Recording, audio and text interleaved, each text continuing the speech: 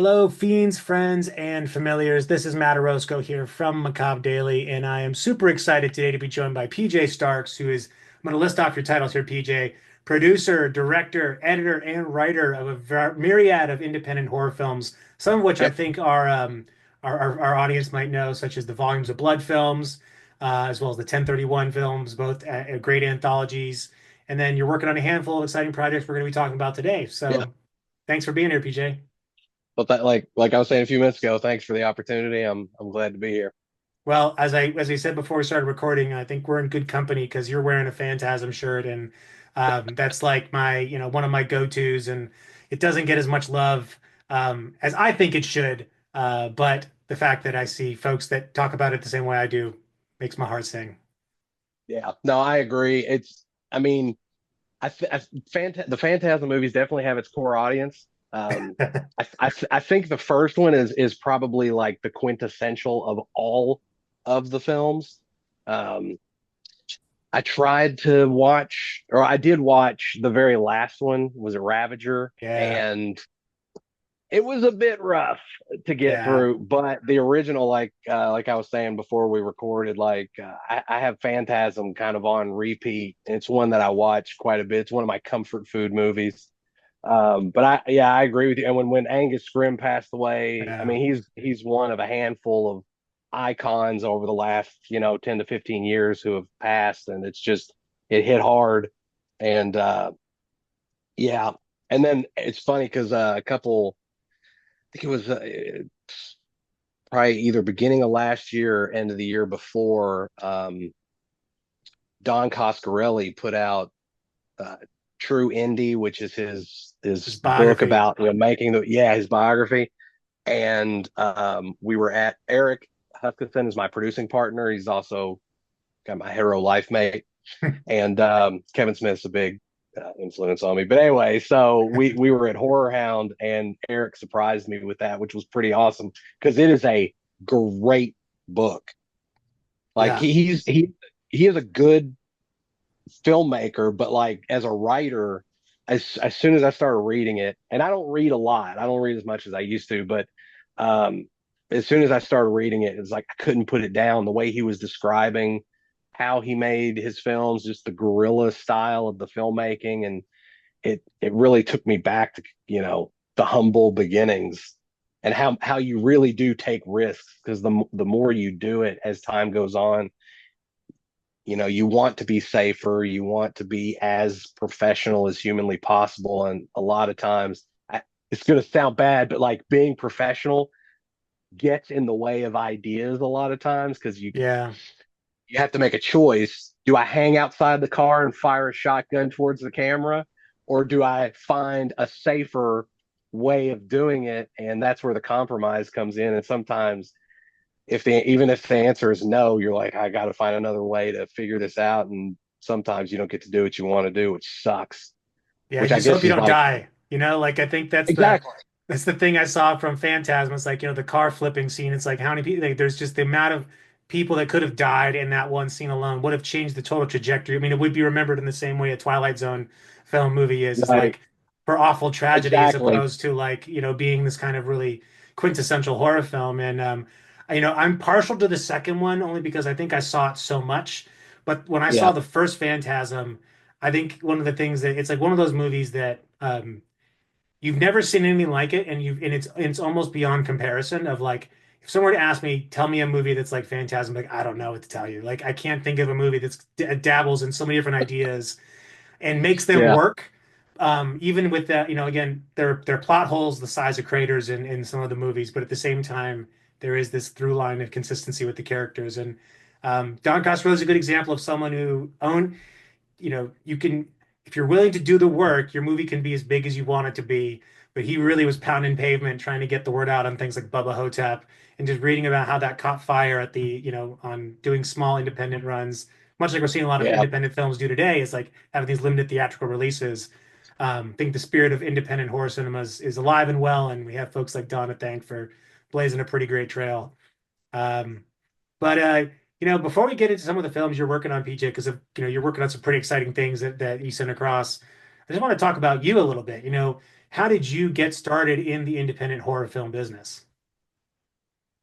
I mean, I wanted to be a visual storyteller and got my hands on a camera. Thanks. I mean, my love of horror came from my grandmother, and then my grandfather, when I was a teen, bought me a camera. And then, I mean, and that's really what jump started me into, filmmaking. Of course, I did. It's the same thing as most filmmakers. You get your friends and family together and you shoot stuff, and it's never good, but you're doing what you can. You have toy houses, you blow up with fireworks for special effects and ketchup for blood and all that stuff. So eventually you start figuring things out. Special features were my film school, audio commentaries, and then eventually YouTube tutorials. That was all my film school, figuring it out. And then, of course, just getting out there and doing it. First feature film I ever did was a comedy, and then the same with my second feature, also a comedy. Like, because I love dick and fart joke. Kind of like I said earlier, Kevin Smith is a big influence on me. You could see a lot of that or hear a lot of it in my writing if you ever watch any of the films that we've done. So that's what my movies were early on. They were poop and fart joke comedies with like a romantic undertone, lots of heart, lots of fart, bodily fluids and sex stuff. And, I never did like sex or nudity, but it was always like there'd be like sexual related set pieces that never went right, which was kind of the story of my life. And so writers write what they know. Sure. Eventually, but my true love was always horror. And once I started getting more serious about it, the my first real feature to put me out there was a movie called Hallows Eve Slaughter on Second Street. It was actually a horror comedy, and it was also an homage to Scooby Doo. It was like my grown up version of Scooby Doo. And if you ever see the film is free on YouTube. If you ever see, I've thought about kind of remastering it and putting it out there because it never got distribution. And it does hold up in a lot of ways, other ways not so much. But you could definitely see like the heart and passion that was behind it. And that's the movie that I put out there, and that really got me like kind of navigating the waters and kind of figuring things out on how to network and get reviews and talk to media personalities like yourself and really start trying to figure out ways how you could open the floodgates to get your work out. And that was also the film that started opening up doors where I started finding other people like in the region who were doing similar things, and networking is the key. And in the beginning, I felt like while I still worked with other people and I had trust issues because I knew I could do stuff, Right. but it was harder for me to let go because I didn't know who I could depend on and that kind of a thing. But over time, I just started letting go because you can't do everything yourself.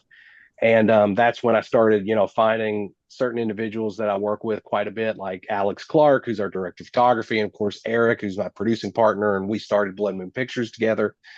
And so ultimately, just the hustle and the grinding and doing stuff and networking and putting myself out there led to Volumes of Blood. Volumes of Blood is what took off, got distribution, did far better than anybody who worked on it anticipated.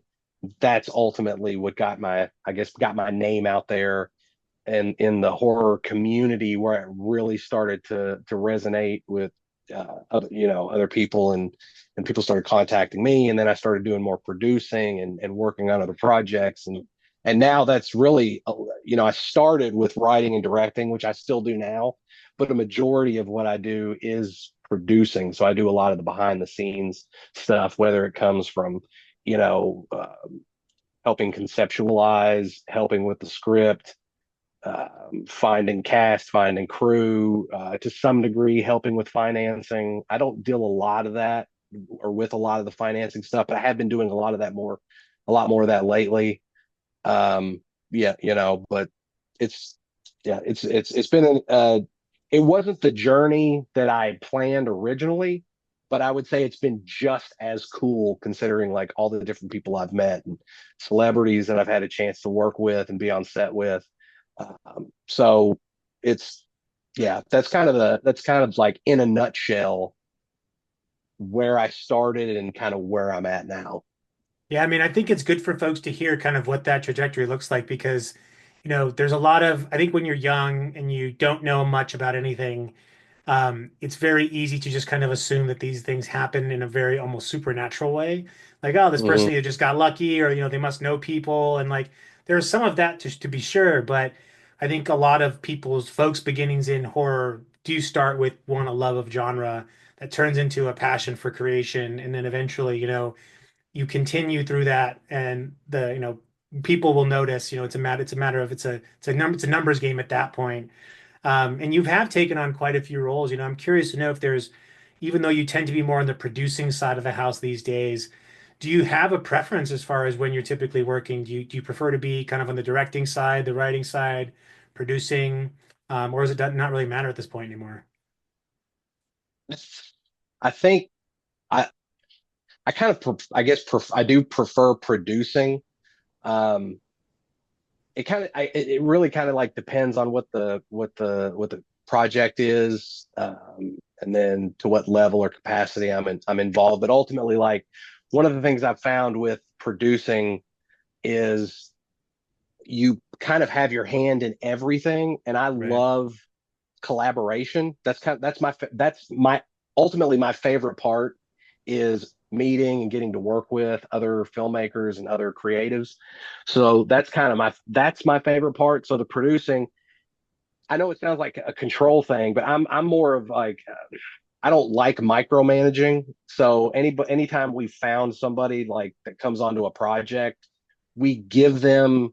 I mean, there's always stipulations and rules and stuff Sure. like that, but at the same time, I'm not the only creative entity on the project. Eric's the same. He's not the only person who's creative. Everybody is a part of this because they have some kind of creative edge or desire to be a part of it.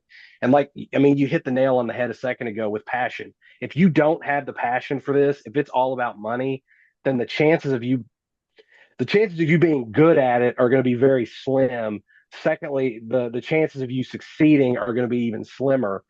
And I think now, there was a time where you could run out to Hollywood, you could run out to New York, you could go to film school, and it didn't necessarily guarantee you a job in the industry, but your chances were much better. The landscape has changed so much, and Yeah. even now it's changed so much just within the last 4 years. 5 years with streaming because of what happened with COVID, what's happened with the strike. I mean, even now the major studios are struggling. Theaters are struggling for content. So a lot of this has, and in some ways, opened the door for independent filmmakers to be able to really start making their way through and being able to do things that they couldn't do before COVID and the pandemic. I mean, I think Terrifier is obviously a great example of that, and there's Sure. there's tons of other movies. But even social media and a lot of the things that you can do online now, it has opened the door for filmmakers who previously like they couldn't get eyes on their projects. Now that's not as difficult as it used to be. Now making millions of dollars and being a Steven Spielberg and all that, which I think a lot of us all, in the very beginning, that's kind of how we look at it. They're like, oh, I'm going to run off to Hollywood and I'm going to be, like I Make a said, the big next budget movie. Spielberg. Right. I'm gonna be the next Ridley Scott, whatever. It's not like that anymore. As a matter of Yeah. fact, most movies aren't even made in Hollywood. They're made in other places. I mean, Hollywood is moving away from Hollywood to try to uh, get in more involved in like the tax incentives and stuff. I mean, a lot of it is a money game, but at the same time, because it is a business, but at the same time, it's open. Like I said, it's opening the doors for people who wouldn't previously have gotten a chance to do films or be more active in filmmaking. I mean, we're all getting those chances now. Most of us are all still probably going to die working a 9 to 5, and we wouldn't have created something that's transcended pop culture. It's like so Jeffrey Reddick, who created the Final Destination franchise, is a producer, and on our most recent movie now, New Fear's Eve. It's a holiday slasher film, and we're in talks of distribution right now. But like he worked on the project, ended up meeting him back in 2016. He and I have become really good friends since then. And it's funny because I tell him like, when you die, they're your tombstone's probably going to have a log truck on it. Like that's how That's much true. you've impacted pop culture. It's like even now, that's what people think of when they think of the Final Destination franchise. Even the new movie. I mean, one of the first clips they put out was an homage with the log truck in it. Um, Most of us who do independent filmmaking are probably not going to get that opportunity where Right. we get to create something that lives far beyond ourselves, but at least we're somewhat able to live our dreams in the moment. We're getting to meet other people who are incredibly talented, and we're getting an opportunity to work on projects and help bring things to life that wouldn't have existed had a lot of this technology and opportunities opened up because of social media and the internet and Ari Alexas and Hmm. Black Magic Cinema Pocket Cinemas. So I'm very ADHD. So I feel like No, I started. I'm with you, man. Trust me, I'm with you. I'm medicated, but I am just as tangential as the next ADHD person. Right. Oh, So I am fully unmedicated ADHD, but I'm on anxiety meds and Cialis, not mutually exclusive. And my wife just looked at me like, and you're in good company. I'm in the but I'm a card carrying SNRI member over here. So cool. you know, but I think what you're saying rings true in the sense that there's a lot of um there's never been a better time for independent film, particularly independent horror films, because Right. horror is kind of the in the zeitgeist now and it's never really left, but at the same time it's kind of hitting another peak like it did in the mid 90s and the mid 80s. Yeah. But the tools are so much more accessible. I know you're based in Kentucky. I'm based in Ohio. Like there's a significant amount of independent filmmakers that are based in both those states. Yeah. So if you go to Horror Hound, you'll meet a lot of them. And so I think that there is a lot more of far more democratized to get your work out there. But it is at the same time, a higher volume of content being created. So it's always how do you stand out and stick out? And I'm curious to know, like, as a producer, what are the things you look for in projects that you're getting involved in? I mean, first of all, I look at the stories and the characters, and then and then after that, yeah, I always read the script, and then I'm like, what's the intent behind the project? Is it something that you're really a fan of, or is it just like, I won't say what the project was or who the filmmaker was, but uh, I'd say maybe 10 10 years ago, I had a filmmaker approach me about trying to help them make this was after Volumes of Blood and Volumes of Blood horror stories, but I had somebody reach out to me and they had a script that they wanted me to read. And I read it, and for the most part, I was really into it. And then there was a scene in the movie that was like a Serbian film level shock value, and it single handedly killed any care that you had for the what was supposed to be one of the most important characters for the film, because they were forced into a horrible, impossible situation, and then they made the worst decision, which made them just as bad as the villain of the film. And I get why the filmmaker wanted to do that. And it's kind of the same with the Serbian film, because I have people who try to talk to me about it and they're like, oh, the politics of that region of the world and da, da, da. And I'm like, no, it's the baby fucking movie. Like it doesn't, I It's hard to get see that past that. right. I understand that the filmmaker had a larger idea and he was trying to, do some, but there is a limitation to nuance. Sure. When you have the father have sex with his own son, and then you have him, having sex with a baby, no one's going to walk away from the movie going, oh, the social commentary in that film was absolutely fantastic. It's like no Right. one's going to care about your social commentary. So this filmmaker was sort of trying to do something similar. Like they had a decent story, and I liked where they were going with some things and the characters and all that.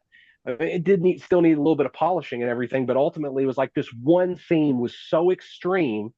I said, look, I get what you're going with, and I know you want that shock value, but I really think you need to circumvent the expectations here and go in the opposite direction. Have them, have them do what you don't like. I didn't think you were going to go there, and you did. But what happens is you create a scenario where now I don't care anything about this character. You've lost me for the rest of the movie, Sure. and we're only 40 minutes in.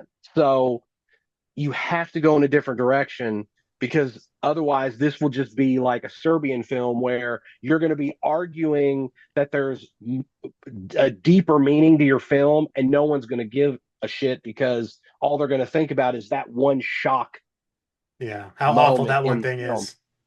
Right. And I said the other thing is I really don't want to be associated with that. Like I It's mean, fair. I love gore, I love blood. I do like shocking things.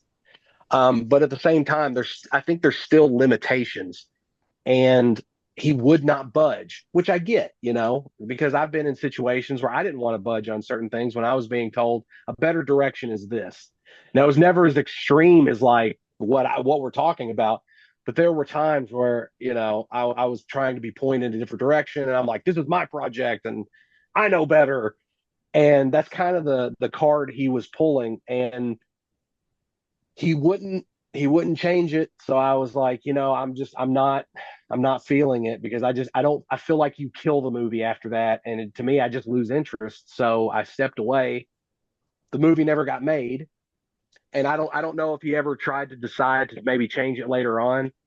Um, but I if the anymore if the movie is fun, there's like there it doesn't have to be full on comedy, but if there's like tongue in cheek, I really like that. Like I'm working on several slasher films, and a couple of them are tongue in cheek. One of them is a lot more serious, and so it really just kind of depends. Does it have a good twist? Are there good characters? Is it relatable content? Situations happening throughout the movie. Um, and then even with the filmmakers, I'm like, if I give suggestions on the script, how open are they to taking suggestions to, and I know some people probably would watch this and say, well, who do you think you are? But to make the story better. And that's Yeah. kind of how I look at it. Like whenever, so like I was saying earlier with Eric and others on the set, it's like if somebody comes up with an idea and says, hey, what about this? If the idea is really good, you would be an idiot not to take it. Because the whole point of everybody working together is the ultimate goal, you hope, is that you're trying to make the movie not perfect, but as good as it possibly can be. Yeah. And especially in the horror genre, like you have to suspend your disbelief, and you're going to have to take liberties with certain things when it comes to like protocol with law enforcement or the way things work in a hospital setting, or certain things. It's like you're going to have to do that. But overall, if someone gives you an idea that's better than what you already have, you have to take it. And if you stand there and you go no, as if they don't know any better because you're like, this is my baby, so I'm going to do it my way. And there are some filmmakers that do that, and I'm like, I'm not shitting on the people that do that, but I feel like you're losing out on the opportunity to strengthen what's there. Now, if they come at us and they're like, what about this idea? And it's not going to work or it's not a good idea, we'll tell Right. Yeah. them. But if it really is a good idea or a funnier line, or it's adding something to an effect that'll make it more visceral or more gory, because like I said, I'm a big gore hound, then I'm all for it. So that's another thing I look for is like if I'm asked and then ultimately give suggestions, how open are these filmmakers to taking suggestions? And so far, everybody that I've worked with has been pretty open, and that makes the situation that much better, like working on a project. So Well, you're all in it I guess together, all right? Like you're all like, I mean, when you're making, especially independent films, everyone has an almost equal stake in the success of the film because most people are right, wearing many hats.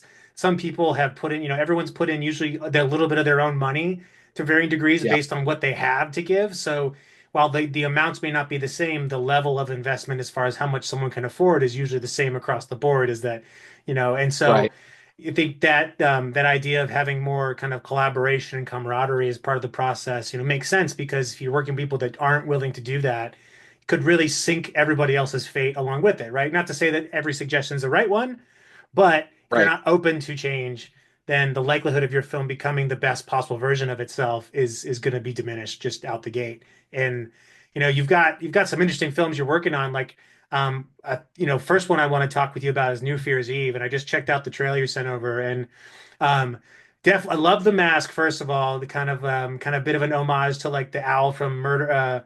What's the what am I thinking of? It's about stage Frightmare. fright. Yeah, Stage Fright. That's what it is. Um, but it's also got kind of quite a few genre staples, which has been kind of a through line of a lot of the films you're working on. So, what can you tell us about New Fear's Eve and what folks can expect from it? Because looks like a good old fashioned slasher. But only get Yeah. like 2 minute trailers. So Yeah. So it's funny because going in, like when I wrote the script, it was originally supposed to be just a straightforward horror, lots of atmosphere, lots of suspense.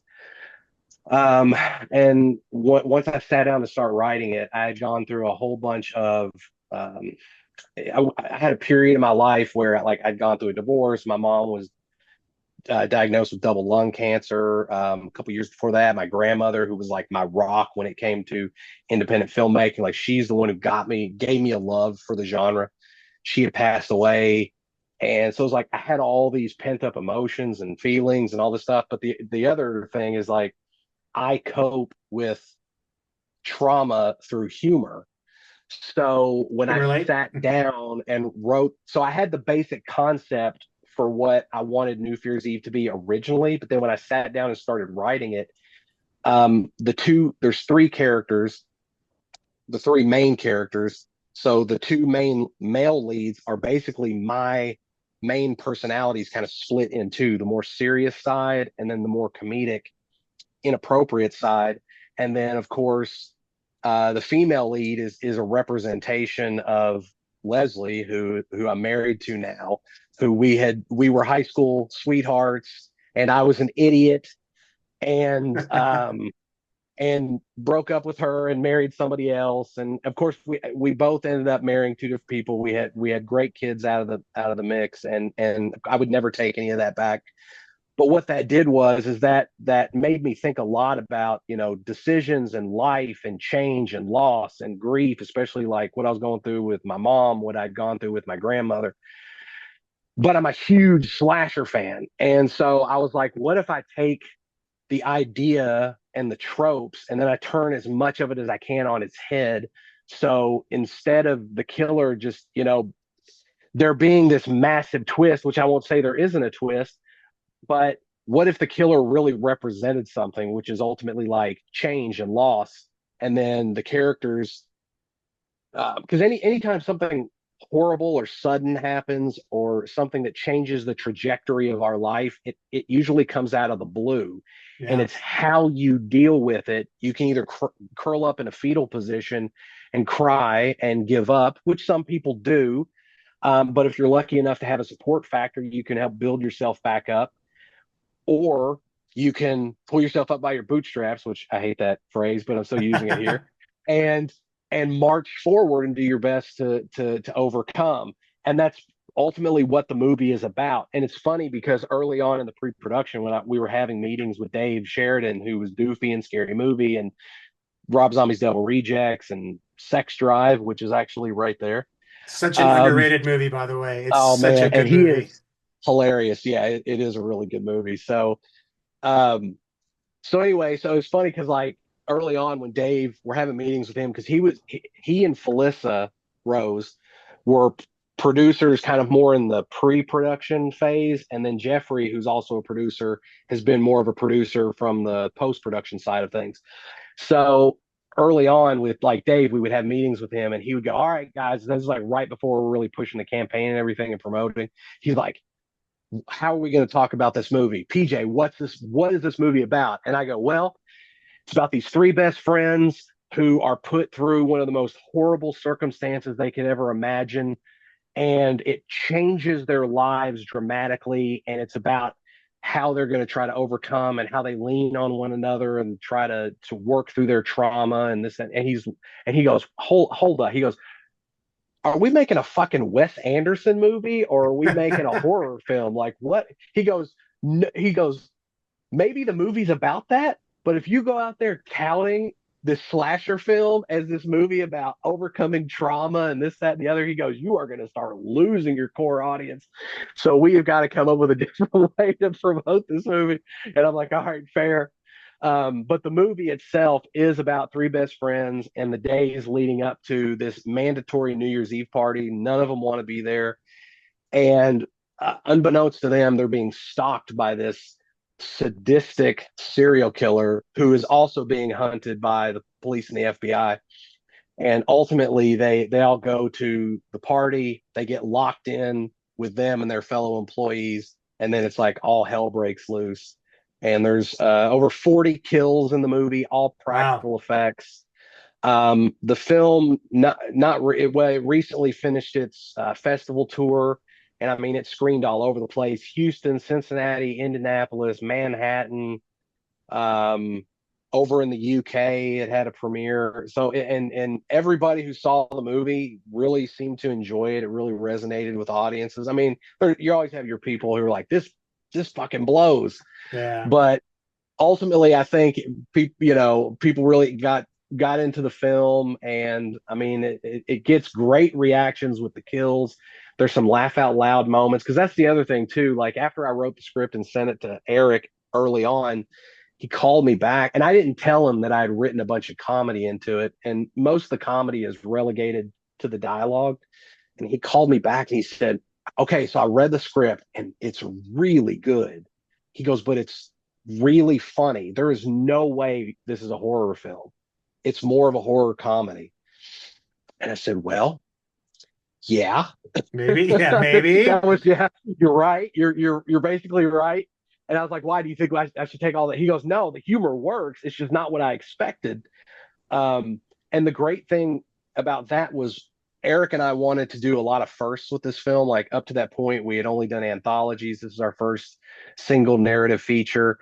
We wanted to dabble in other genres, so making it a horror comedy worked really well because that gave us a chance to do that. It also was a film that we ultimately co-directed together. Originally, I was just going to be writer producer, but once we got on set, because I knew the source material so much, and I was working directly with like Alex on the look of the film and stuff like that. We decided that it was best for us to co-direct, so that way we both got a chance to kind of leave our mark on the film. Um, and so, I mean, it won a bunch of awards, and but everybody who has seen it up to this point, like I said, most people have really appreciated the film and got into the humor and there's definitely some very unique kills some that I'm very proud of because they're ones you've never seen before. And it's right. So right now we're in distribution talks. As a matter of fact, when I get done with this, that's one of the things I'm going to be doing next is getting on the phone with them uh, about talking about distribution. I'm So we're crossing my hoping the fingers and movie. toes for you because I know, Thank you. I we talk with a appreciate lot it. of folks who have films that come off of the festival circuit, and it's kind of like, you kind of like you're riding this really great high when you're on the festival tour because, your film's getting out there. If you're able to make it to Yeah. some of the festivals, the experience of seeing a crowd react to a film is such a potent thing to help hold on to. But then things kind of, stop. It's like, okay, well, what do we do next? And then we talk to who are there streamers out that we can get this to? With a physical media release? Like I think is it SRS Cinema? Some of the folks you worked with on Hmm. on some of the previous films, and so it's like there's all these different distributors out there that you can go to, but the decision around like, do I take it to streaming, right? Do I take it to physical? So I think that's one of the lesser appreciated parts um, of this is that it doesn't always guarantee a good festival run doesn't guarantee anything thereafter. Right. Well, I mean, the Toxic Avenger remake is a great example of that because, I mean, it was Trauma and Legendary, the same company that's made huge movies like Pacific Rim, are behind this film. It has big stars in it: Kevin Bacon, Elijah Wood, and as soon as it got done, it went to a couple of festivals, and then it got shelved because like they didn't know what they were going to do with it until Cineverse came along got with Legendary. They pulled it off the shelf, and now they're going to be releasing it this year. And that was one of the things too. Like, you never know what's going to happen when you make a movie. I mean, it could Yeah. fall flat. It may do absolutely nothing, or it could go in the opposite direction. And so far, that's one of the things that we've kind of noticed with New Fear's Eve, is that for the first time, once the film really started getting out there, because of the look of it, the feel of it, the stylized killer, that's one of the things that everybody seems to really like when they compliment the film. Their compliments a lot of the time go towards the doctor because like how he looks and his methods of killing and everything. Um, so in this go around, we actually had a bunch of distribution companies reaching out to us wanting to know what was going on with the film, and that had never happened before in previous films That's we've done. It was awesome. almost always us exclusively out there searching for a distributor. This go around, and I won't say it was easy, but it definitely was a brand new scenario because we had companies actively vying for the rights to the film, and we're getting closer. And I'm not going to say like who it is that we're talking to, but it's definitely a larger company, which for us is exciting because it's it's hopefully going to open up opportunity. If that's the direction we end up going, we'll open up some opportunities that we've never had before. But then again, it may not. I mean, that's one of the things about doing this. Like, you really don't. There's no guarantees, so you don't Yeah. know what's going to happen. You can really just, like you said, cross your fingers and hope for the best. But I keep my expectations really low, which makes it hard to be disappointed. So I'm Sure. always like, I'm big on self-deprecation.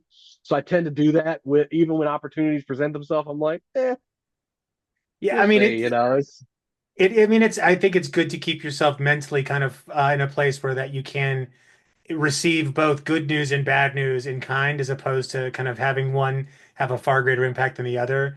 yeah, And it's I'm glad to hear that you are having these distribution talks. Like I know, again, that's kind of the I don't want to say the end state of a film, but it is one of the last part, things you can do to get it out there is get distribution and then hope that, that carries the film forward. So definitely looking forward to seeing what comes from that once you all have some clarity on thank you. where things are going. But that's not the only thing you're working on, and I think No, some of our viewers are going to be keenly aware of the Barn series, which Justin yeah, Siemens wrote and direct back in 2016. You're taking the helm on producing the third part. Um, what can you tell us that's going to be? I know you mentioned that this is going to be the final chapter in this film yeah. series or trilogy now. So, what can you tell us about what to expect? And I think you're in production right now. Is that correct? Yeah, it's the tail end.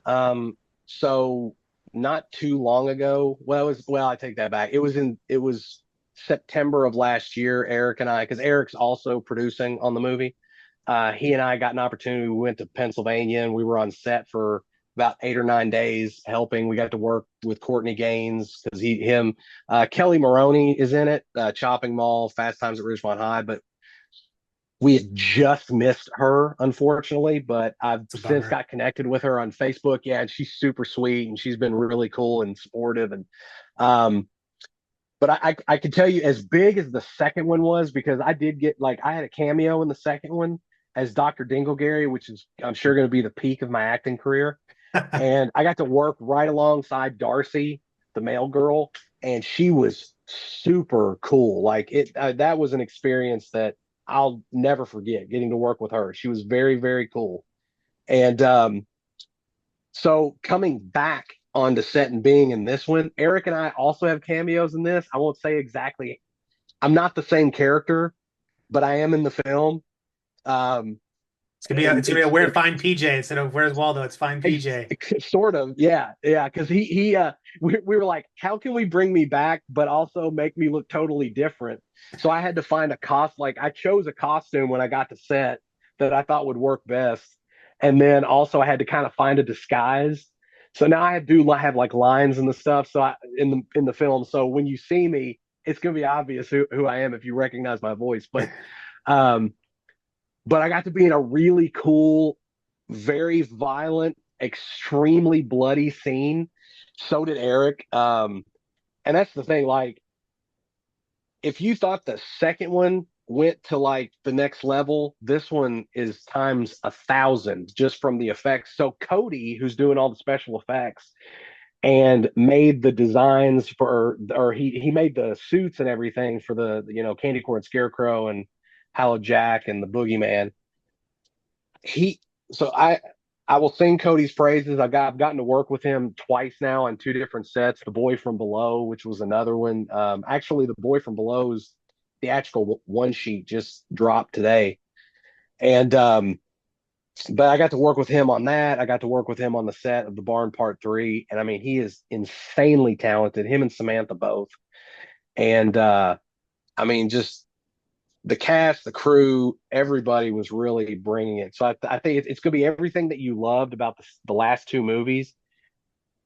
But and Justin has said this in a lot of the interviews and stuff he's done recently. But it's like there's a lot more plot and there's a lot more characterization and diving into the backstories and going deeper into like who the main characters are. Because with this one, it does, and this is I'm not spoiling anything, but it does jump kind of further into the future. So it's in the 2000s, whereas you had the 80s and 90s. Now it's the next decade, and it's every like all the dailies I saw, the performances and everything. So and then from a story standpoint, I think it's going to surprise a lot of people.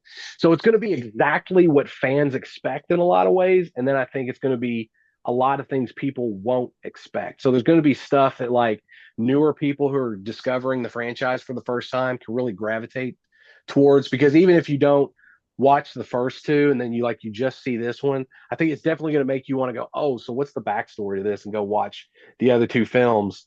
You definitely should watch the other two films before you see the third one, because there is a lot of stuff going on that directly references and characters that come back and stuff. So you might be a little lost if you see the third one without seeing the other two. Um, but it's the story is deeper and richer, and the performances are really strong, and the special effects are fucking phenomenal, and just so we had a really great time on set, and yeah, so I think if you're a fan of the franchise, it's gonna be one more film that you're gonna love. Now, I keep saying it's the final installment. We'll see. Who You never knows, know. right? Yeah, I mean, I'm not the foremost authority on the future of the Barn series. So I mean, Jessica can always find another way to do a fourth one if ultimately like this one explodes and takes off, and people demand like to see another one.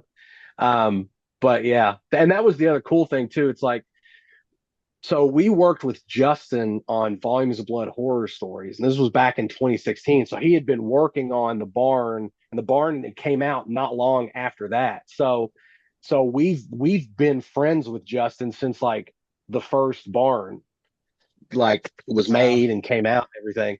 So seen him to grow as a filmmaker.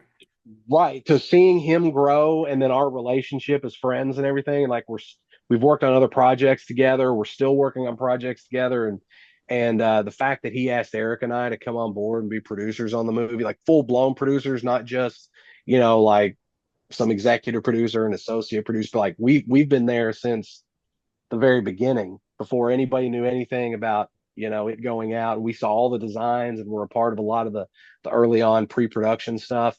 So that's been really cool, and that was honestly it was an honor for him to ask. And Justin's a really good guy, and he is incredibly stressed out right now, but I can he is imagine.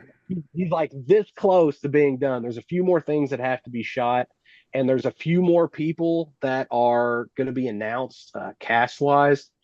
I will say this: the Indiegogo is still active, and I know Yep. we're still trying to hit a couple stretch goals. We're almost at the next stretch goal. I think we're like less than $1,000 away. So if anybody is interested and wants to check out this movie and check out the project and see what's been done and ultimately be a part of the new one, there's tons of stuff they can, if they like paraphernalia and props and movie stuff, or they want to get their voice in the film, or they actually want to be in the movie right now. There's some opportunities that are about to open up for that to happen. So yeah, it's definitely something they need to check out. So it's the Barn Part Three on Indiegogo. It's also got a Facebook page and Instagram and all that fun stuff. You can check it out there. And we'll put So the links in the YouTube notes and okay, also in cool, the article, so that way folks can find them awesome. a little bit easier. Um, and yeah, I just took a look at the stretch goals page, and you can get Doug Bradley's newspaper and glasses from the film. So there's all Yeah, kinds of interesting things that folks that are just fans can take a part in. And I think that's probably the most compelling thing about crowdfunding these days is that you have a way to give fans more than just, a thank you and absolutely. a name in the credits. You can really give them a piece of the film. And you mentioned Felissa Rose before. I know you're working with her on another project, The Last Sleepover, which also features Lisa Yeah, Wilcox. yeah. You mentioned you're working on two slashers, kind of one's a little bit more serious, the one's kind of not. Is this the more serious one of the things you have currently in development? No, the I would say the more serious one is The Boy from Below, which I talked. So that's Tory Jones. He made the Wicked one. I don't know if you're familiar with that. He's also done Angel, They See You, The Wicked Ones. He's worked on multiple films, but so The Boy from Below it's kind of a reboot of the Wicked one. So it's Hmm. how he originally wanted to make it. It's a lot darker, a lot grittier. I mean, it also has Felissa Rose in it. So I've worked on multiple projects now with Felissa, which I Felissa was fantastic to work with. She's incredibly sweet. Every time I see her, she's super excited and gives me big hugs. And it's funny because Eric and I were at HorrorCon a few months back. And when I saw her, the first thing she said to me was, "You better be on set for the last sleepover while I'm there." And I was like, I am, I'll be And there. she'll cut you So, too. So if you're not there, oh, she'll I she'll know. find you. Oh, yeah, yeah, yeah. Yeah, I have her phone number, so she texts me every now and then and says, "Don't forget, I will cut you if you're not there." So, but yeah, but so like the boy from below is also you can check it out. It's like I said, the poster for it, the theatrical one sheet, the trailer's on its way. I know they're kind of finishing up the final cut for the movie and everything. But it's got Dee Wallace, Tommy Lee Wallace. Oh, there's so many different people. Spooky Madison, who's really up and coming in the horror industry. She's popping up all over the place. Leah Voicey from the Terrifier movies. She's from Part Two. She's in the film. So it's got a lot of recognizable faces. Cheney Morrow is in it.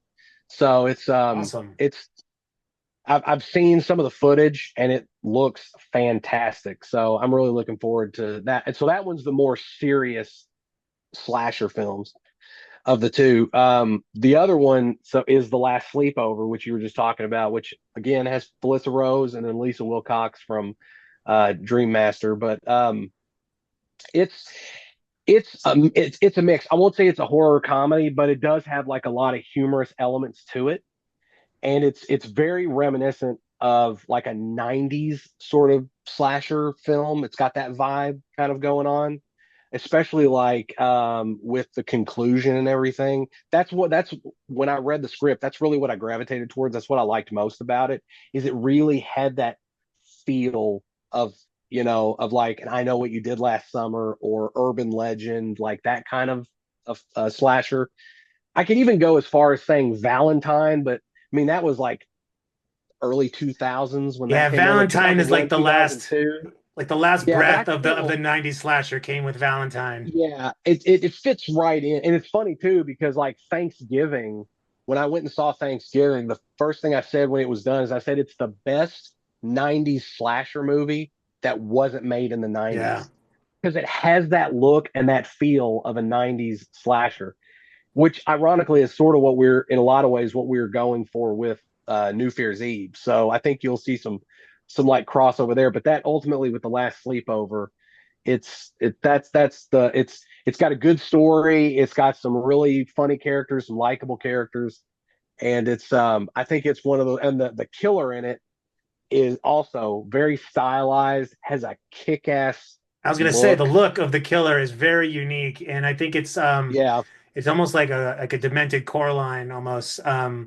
But I think I saw the tagline as something to the effect of Mean Girls meets I Know What You Did Last Summer, and I feel like that, it does yeah, a good job of summing up maybe like the 90s vibes, but also the kind of tinge of like how melodramatic those movies ended up being, but also kind of weirdly funny in their own way. yeah. Um, And it too is another one that still it has an Indiegogo campaign. It's trying to hit its next. I know I'm sounding like a salesman at this point, Nope. but That's how yeah, movies get made, man. You know that, you know? yeah, it's definitely and it's one of those things where it's like anybody who's interested, if you like slasher movies, if you like props, if you like cool killers, I mean that's the thing. Like you can get your hands on the script, you can get your hands on Scarlet is the name of the masked killer in this movie.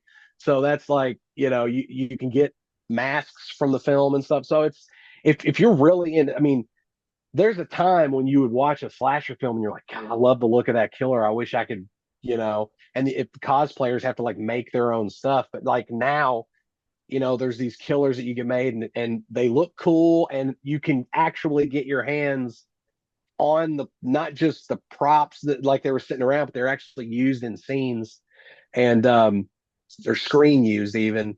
And it's just, yeah. So it's a weird time. There's so many, it's so different how things go now, but that's if you're a fan of displaying like cool props, weapons, prosthetics from kills. I mean, I'm not sure like what all the types of prosthetics and stuff we have, but like there was I know with like the Barn Part 3, you can get a severed head. See, I There mean, actually was with the Barn Part 3, there was a perk where spoiler alert, so Dr. Dingleberry gets killed. I get my penis chewed off by a cock goblin. And there was a perk that was Dr. Dingleberry's twig and berries. I mean, And you know that that's someone's prize collection too, because it's like, what is it like? Bill someone Skarsgård actually, sent Nicholas yeah, Holt somebody the bought it. Nosferatu ball, like the Nosferatu dick that was in Eggers' movie. I think Nicholas Holt got Yep. it gifted to him or something like that. So it's just Oh, that's funny. some people's favorite item is going to be something that they probably can only show to a handful of people. It's like there's only a Yeah, select audience that's going to get the same joy from seeing this mangled dick as I do. right. And I Well, think and you you're hit it with handful because when Justin shot my death originally, the penis just didn't look right on camera. well, as far as the last sleepover and all these campaigns, we're going to make sure that those links are included in the show Awesome. notes and everything. PJ, I know we're running up against some time here, so I just want to say first and Yeah, and I foremost, apologize about that. no, it's all right. As we're both tangential talkers, this is how things go. But so it means we'll just have to do it again. But I just wanted to Oh, let everyone absolutely. know that, we're providing links so folks can support these films directly. If you can't support them even on the Indiegogos, try and catch them if you're out at a film festival, if you're out, if you check our trailers and things like that, share them with your friends because you're not interested, somebody else might be. And PJ, we'll keep covering the films you guys are putting out. Thank you Congrats so on, much. on on the success you've seen so far, but also the Thank success you. you're going to see with these films you're working on. And you've always got a place to talk about them here at Macabre Daily. So I really appreciate your time, PJ. I'm a media whore, self-professed, so I'll take you. I'll We'll take give you you up the on camera that. and the mic anytime you want it, man. But PJ, thanks again. Enjoy your evening, and we'll talk again soon. You too. Thanks.